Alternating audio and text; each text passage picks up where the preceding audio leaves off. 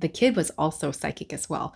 And finally, she found an energy healer who was able to help treat his pain.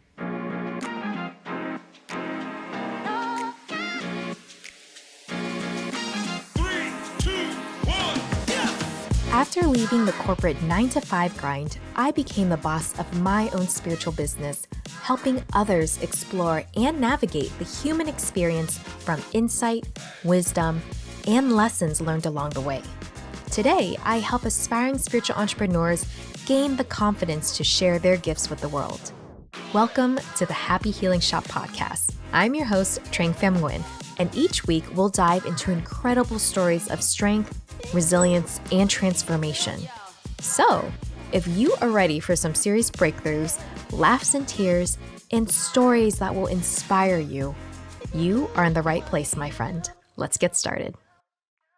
Hi there. So today I want to talk about Reiki, which is a form of energy healing that was founded way back in the day in Japan. So to break it down to people that have never heard of it, I try to explain it as when you are sending energy, it is similar to, let's say, prayer. When you are praying for someone, whether it's someone nearby or someone on the other side of the world, you are sending that energy, that life force energy to them. Now, before I continue, I always want to say to make sure to get all your health checked out by a medical health professional. Now, there are multiple ways when you can use Reiki, and Reiki is more of a soothing method for many people. But what's cool is there are many creative ways to use it, right? You can do Reiki on yourself, you can do it on your pets, or even if you have a sensitive child. I've had someone in my Facebook group where they talked about taking their kid to all sorts of doctors, and their kid was so sensitive, they know the doctors and specialists can figure out what was going on. And the kid was also psychic as well. And finally, she found an energy healer who was able to help treat his pain. And what's great is that she could also become an energy healer and be able to help her own son as well. And when you perform Reiki energy healing, it can help you balance your chakras, which allows energy to flow through you more smoothly. So you can think of it as, let's say when I'm performing Reiki on someone, my energy is not drained. In fact, it's more so like, imagine your body is like vegetable soup that has not been stirred up yet. And all the veggies are sitting at the bottom of the pot because it's been sitting there for a long time and it's not flowing and it's been stagnant.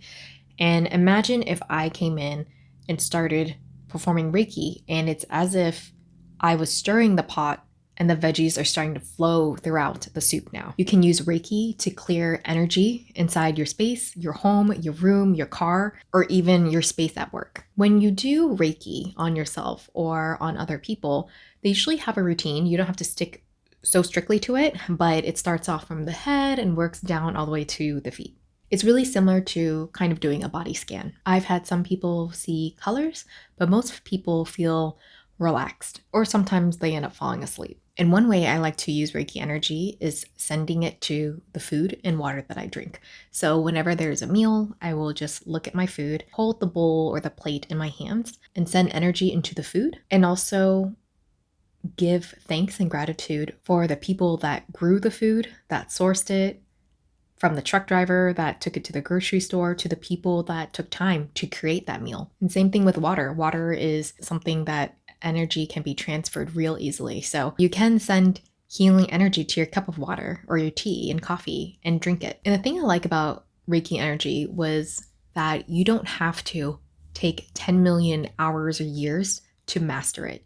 It is accessible to everyone. Now, if you want a taste of it, I recommend you checking out the Happy Healing Club, which is my membership, where we have monthly healing events, which include breathwork and Reiki events. And we also offer an online class that you can take at your own pace.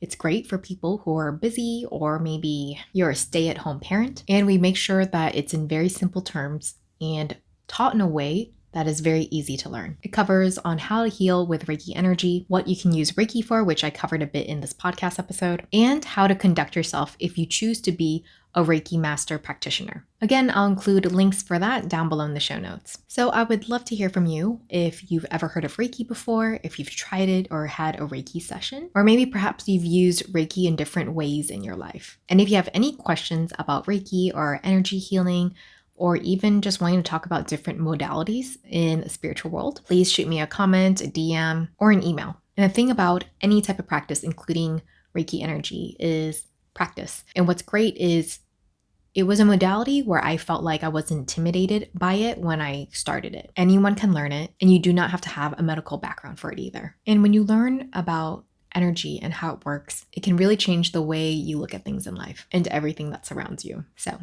thank you so much for being here. And always, always remember to shine your light brightly and to share your story, because you never know who it can help, give hope to, or inspire to create a change in their own world. I'll see you next week.